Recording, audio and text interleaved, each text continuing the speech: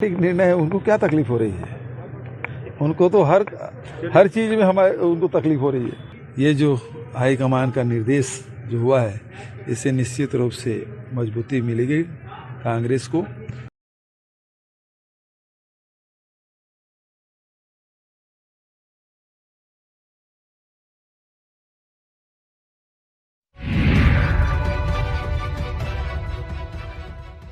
नमस्कार, इन खबर में आपका स्वागत है। छत्तीसगढ़ में बहुत दिनों से बघेल सरकार में खींचतान चल रही थी। टीएस सिंहदेव उर्फ टीएस बाबा नाराज बैठे थे। अचानक कांग्रेस अध्यक्ष मल्लिकार्जुन खड़गे की यहाँ मीटिंग होती है, जिसमें राहुल गांधी भी होते हैं और फैसला होता है कि टीएस सिंहदेव को डिप्टी चीफ मिनिस्टर बनाया जाएगा। फिर जो केसी वेणुगोपाल हैं, संगठन महासचिव हैं, वो ट्वीट करते हैं। निश्चित रूप से जो कांग्रेस की प्रक्रिया है उसमें बघेल को विश्वास में लिया गया होगा। कुमारी सैलजा वहाँ के प्रभारी हैं, उनके जरिए संदेश भिजवाया गया होगा।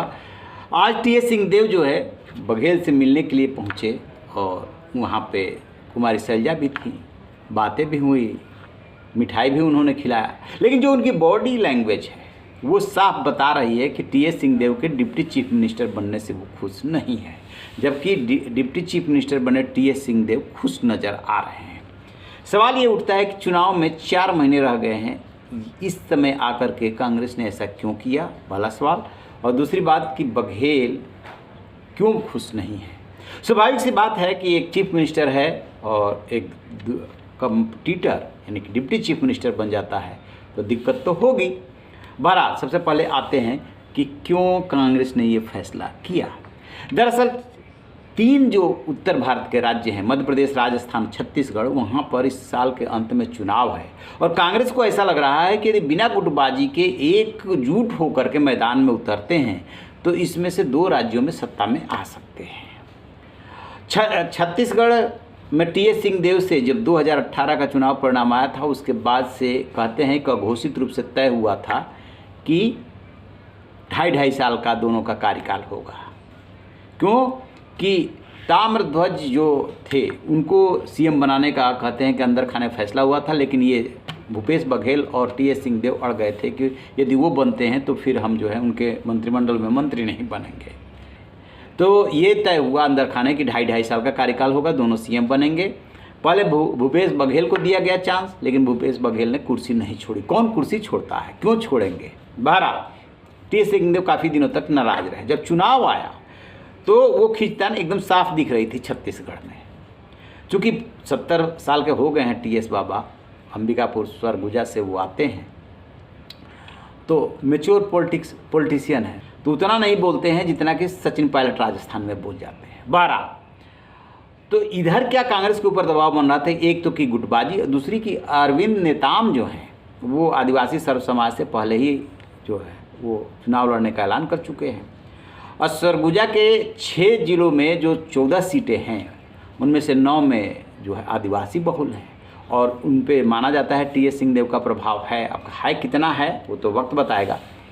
तो कांग्रेस को ये लगा कि गुटबाजी एक तो माइनस करना, दूसरा ये कि जो उधर से नेताम की तरफ से चुनौती पेश की जा रही है उससे कैसे निपटा जाए। लिहाजा टीएस सिंहदेव को क्यों डिप्टी चीफ मिनिस्टर बना दिया जाए। टीएस सिंहदेव से बात की गई। टीएस सिंहदेव को लगा कि देखिए 70 साल के हो चुके हैं और जो है मुख्यमंत्री का तो अब नंबर आने से रहा। यदि मैं नाराज से रहता हूं और चुनाव होता है, चुनाव में भूपेश बघेल के नेतृत्व में कांग्रेस चुनाव जीत जाती है तो रहा सहा जो प्रभाव है, जो महत्व है, वो भी खत्म हो जाएगा। लिहाजा जो मिल रहा है उसे ले लो। सो टीएस सिंहदेव ने ले लिया और उनके चेहरे पर खुशी भी दिखाई दे रही है। लेकिन इस पूरे परिदृश्य में भूपेश बघेल को निश्चित रूप से बैकडोर से उनको मैसेज किया गया होगा, बताया गया होगा, लेकिन उनको उस तरीके से विश्वास में नहीं लिया गया जिसकी वो अपेक्षा कर रहे थे। तो जैसे उनको सूचना दी गई, संदेश मिला, उसके बाद से वो क्या कह रहे हैं उनकी बातों से आप अंदाज़ा लगा सकते हैं। सुनिए जरा। ठीक निर्णय है, उनको क्या तकलीफ हो रही है? उनको तो हर चीज़ में हमारे उनको तकलीफ हो रही है। दूसरी बात सीएम साहब, इसी में एक सवाल और जोड़ देता हूँ कि पहली बार ऐसा हुआ है छत्तीसगढ़ के इतिहास में कि डिप्टी सीएम बनाया गया। हाँ, तो इतिहास गढ़ते जा रहे हैं और टीएस सिंहदेव जी को बधाई, शुभकामनाएं। हमारे वरिष्ठ साथी हैं और ये जो हाईकमान का निर्देश जो हुआ है इससे निश्चित रूप से मजबूती मिलेगी कांग्रेस को, सरकार को। और दूसरी तरफ कल खड़गे जी की अध्यक्षता में, राहुल जी की उपस्थिति में जो बैठक हुई है, जिसमें हमारे खड़गे जी ने, राहुल जी ने हम लोगों को टिप्स दिए हैं आगामी चुनाव को लेकर, उसमें हम सबको साथ में चलना है और बूथ को मजबूत करना, हमारी उपलब्धियों को जन जन तक पहुंचाना है। तो ये सब निर्देश उनके द्वारा दिए गए और नई ऊर्जा के साथ पूरे प्रदेश में हम सब एकजुट होकर लड़ाई लड़ेंगे। और जैसे पिछले समय हम लोगों ने 3/4 से अधिक बहुमत से सरकार बनाई, उसी प्रकार। सुना आपने, मिठाई खाना, खिलाना, स्वागत करना अलग बात है और चेहरे पे खुशी आनी अलग बात है। सो बघेल के चेहरे पे खुशी नहीं दिख रही है, क्योंकि डिप्टी चीफ मिनिस्टर बनते ही टीएस सिंहदेव कैबिनेट में नंबर 2 हो गए। तो यदि भूपेश बघेल नंबर 1 हुए नेता मुख्यमंत्री, तो टीएस सिंहदेव दूसरे नंबर के नेता हो गए।